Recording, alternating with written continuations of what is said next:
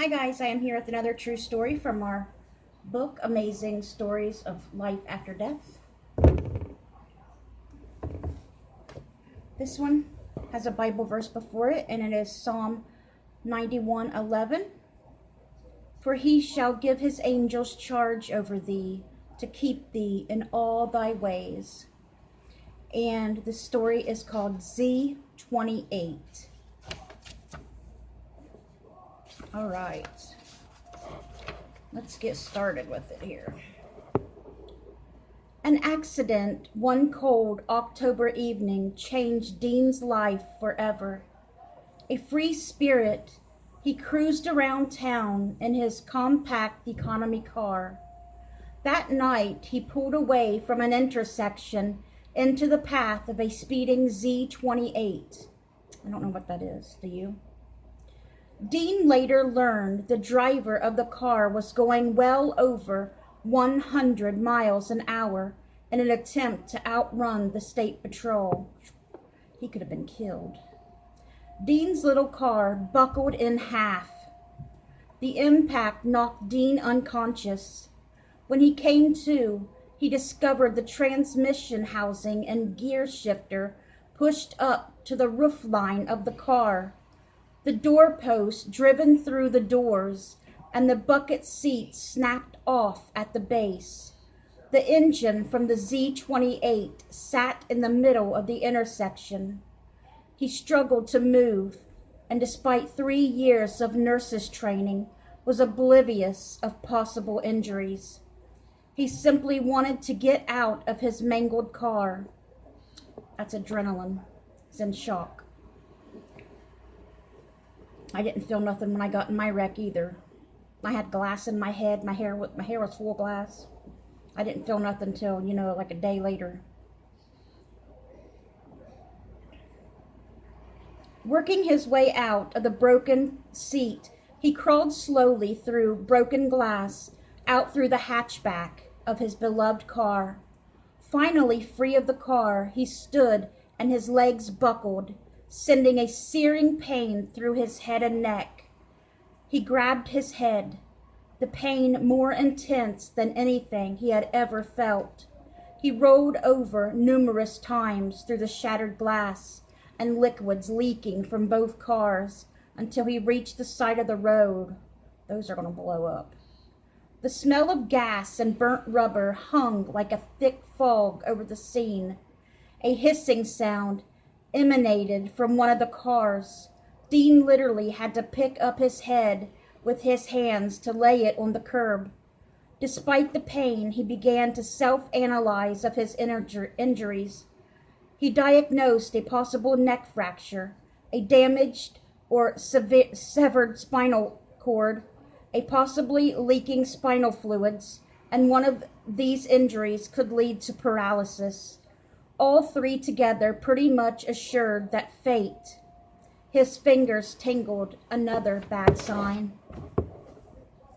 Dean looked up into the nighttime sky. The stars shone, and the cold air brought some relief to his broken body. This was a good night to die, he thought. He worried how his parents might take the news. What about the other guy? What happened to the other guy? And then something stranger than fiction happened. The stars disappeared, and his life began to play out before his eyes. As a child, Dean often played with an 8mm camera. The movie in his mind looked like that. Each scene was a small picture, each part of his life played out as he lay there on the cold pavement awaiting help. He relived the comments and actions he made to people, both good and bad. He felt their pleasure, and worse yet, their pain that he caused. He saw missed opportunities, chances to help others that he had passed up. All this happened within a matter of seconds. Dean didn't pause to think how cliche this was, or about how others paused to think how cliche this was. Others had described the same type of event having happened to them. When the vision stopped, Dean realized the good life he thought he lived had not been so perfect after all. He cried and asked for forgiveness for his sins and those of omission. Believing he was close to death, he asked God to give him a chance to live a better life. God, it seemed, answered that prayer immediately. A large authorization figure approached and spoke to Dean. "Let's get you out of this road before someone else runs over you." Dean couldn't see the man's face, just a glow from the headlights of vehicles that had stopped to help. The man scooped up Dean, offering support with massive arms, and laid him in the back of a patrol car. Despite the chaos and numerous people on the scene, Dean was the only one who saw this person. Medics soon arrived and ran an initial check on Dean. He was loaded into the ambulance and taken to the local hospital. Initial x-rays revealed major cervical fractures, front and rear. Still in unbelievable pain, Dean was strapped to a board and taken to the trauma center about 30 miles away. There, further tests were administered. Dr. Cortland Davis, one of the best neurosurgeons on the East Coast and had since retired, was assigned to Dean's case. He told Dean's family that he had a 90% chance of making it through the night. Cervical bones were shattered in the front and rear of Dean's neck, some near the axis of C1 and C2. Of not making it through the night, I apologize. There was also apparent damage as far as C5 and C6 in the rear of his neck. Bones were crushed, making them irreparable. Dr. Davis said that if Dean made it through the night, there was, again, a 90% probability he would be paralyzed and wheelchair-bound the remainder of his life. But God might say different. Things were moving quickly now. They injected Dean with Demerol and Valium, and he remembers the warmth flowing from his arm across his chest and into his right arm. A set of tongs was then attached to Dean's skull, similar, if not exactly, to Mayfield tongs. This entailed drilling and insertion of the screws into Dean's skull while he was conscious. I don't think Demerol and Valium's going to help that, because I've never had Demerol, but I've had Valium. Dean remembers screaming as the doctor on one side and the assisting nurse on the other screwed these devices into his skull simultaneously with the T-handle. Why couldn't they put that drug in him, that paralyzed like sleep kind of deal? Like they do for colonoscopies and stuff? Then Dean's head was put in 10 pounds of traction. He threw up from the nausea. Oh my God. This poor man. The next 4 days were filled with periods of awakening to excruciating pain. Give him some... Ugh. I don't like it when they're stingy with the pain medicine now because of all the drug addicts. I don't know how long ago this was, but they used to give pain medicine like candy. And now it's like, because of drug addicts, they don't want to give it to nobody. Even when you're excruciating pain like this. It's nonsense. And unconscious. His parents never left his side. His church was notified and began prayer vigils. During this time, a war was being waged that no one knew about. On one side, evil was trying to convince Dean this was a God act. Like God done this. I told you guys, God doesn't do bad. That's Satan. The devil's trying to convince him of that, though, that God did this to you. Trying to get him not to turn to God, you see. God has done this to you, the God you actually tried to serve. Dean's pastor at the time asked him what he had done so wrong to deserve the constant battle in his mind. Replays of scenes of his life again dominated his mind's eye. Only this time the scenes were of temptations he had resisted. This time the enemy said, "I would have given you this and more. And now look at you. You can't even move." In his sedated stupor, Dean asked God for an answer. The answer was simple. Trust in me. You say, "Get behind me, Satan." The Lord is the only one I will serve. By the end of the 4th day, he told God that it wasn't enough. The images of a relentless enemy were offset by God's few words of trust in me. Dean wanted more than that. He's got to learn the hard way.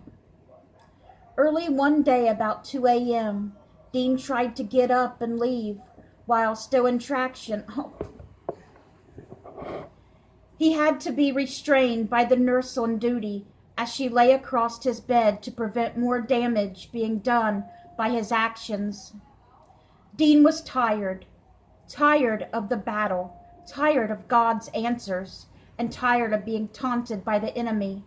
Most of this time, due to sedation, he was not even able to pray for himself, but others did, and thank God they did. A lady near where Dean lived got word of his predicament. She was an older lady, a Pentecostal preacher. She said she was sitting on the couch and God spoke to her and told her to go see Dean at the hospital. She could have just sat there that cold day and said, "God, you can touch him from here. I'll just stay here on this comfortable couch and pray for him." But she didn't. She had her daughter load her up in the car and drive the 30 miles south to pay Dean a personal visit, just as God had instructed. Dean cried out often because of the pain. When he did, the nurses injected him with Demerol or Valium. Valium is for your nerves. I don't know why they're giving that to him for pain. Maybe it knocks him out. It never did that for me, but maybe in high doses. At that point, it didn't matter which. Whatever drug they administered knocked him out like a light. There you go. They gave him high doses of it then. One afternoon, however, he suddenly awoke. He recognized a woman's voice, but he couldn't turn his head to see his visitor. He also felt another presence in the room and in his body. It felt like every cell of his being was about to explode. The lady walked over to his bed and reached through the rails to hold his hand. "I've been praying for you," she said. Tears streamed down Dean's face. "I know," he said, aware of something odd happening in his body. "I want you to pray with me now." She then prayed. Nothing stood out in the prayer as being magical or moving. Dean noted the serious tone of the words she spoke, words more serious than he had ever heard in his life. As he closed his eyes, he could see himself suddenly standing vertical. Something warm, with the consistency of oil, traveled down his head and through his neck into his chest and the rest of his body. Healing was taking place, and Dean knew it. Of course, the enemy tried to discount it. Later that day, Dr. Davis made his daily check on Dean. Throughout Dean's explanation of what had happened just that day, modern science only recognized what they saw and understood. Most doctors don't believe in God, so they ain't gonna believe that stuff. Not all of them, but most of them. They didn't understand or recognize miracles. There was no need for more tests, the doctor said. One of the reasons the doctor explained that they had left Dean lying for 4 days was because, quite frankly, they didn't know what to do with him. Bones were shattered, with no means of repair. He wanted to do exploratory surgery the next day, commenting, "We don't expect to find any repairable materials. We fully expect you to be wheelchair bound with tongs intact the next 6 months here in the hospital, and maybe after that you can go home, where you'll have to remain wheelchair bound the rest of your life. A lot of doctors don't have no bedside manner whatsoever, and that upsets me more than a bad diagnosis if they have to tell one. Their bad bedside manner. So heartless. You'll have to take it easy that you don't have additional fractures that would cause breathing or autonomic nervous system impairment. The prayers were still going up.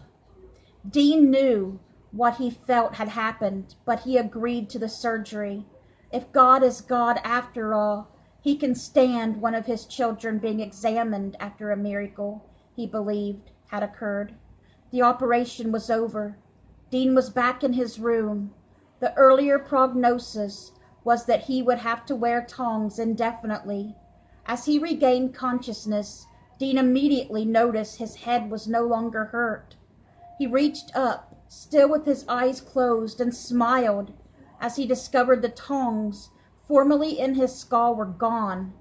He continued to feel around his face and neck to discover that he wore only a lightweight whiplash collar. One of those white ones, you know, probably. Tears began to flow. His mother appeared and was crying as well. "It's so wonderful, Dean," she said. "Those tongs are gone." As the tears of joy continued to fall, a family waited for the doctor to come give his report. Dr. Davis soon entered the room somewhat downtrodden. He probably didn't know what to say. 3 others in long white coats joined the doctor, who Dean later learned was an atheist. Dr. Davis stared at the floor as he spoke. "Dean, some things in life we just don't understand.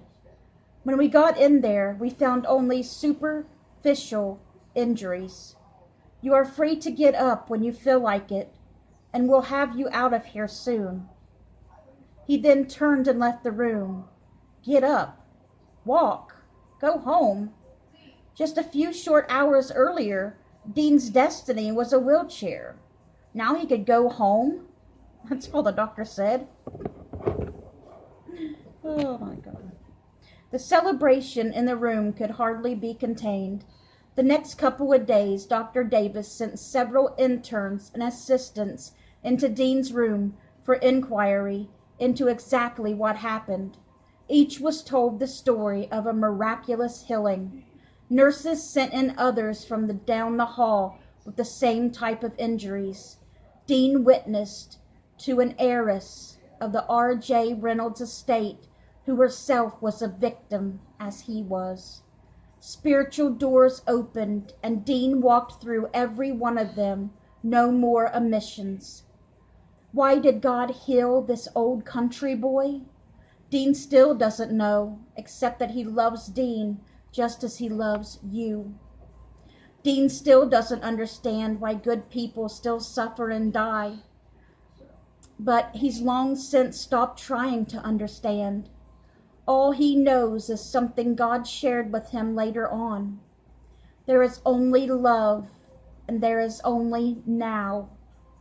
If you feel impressed to do something good, do it now. Don't wait. Share God's love today, for there may not be a tomorrow.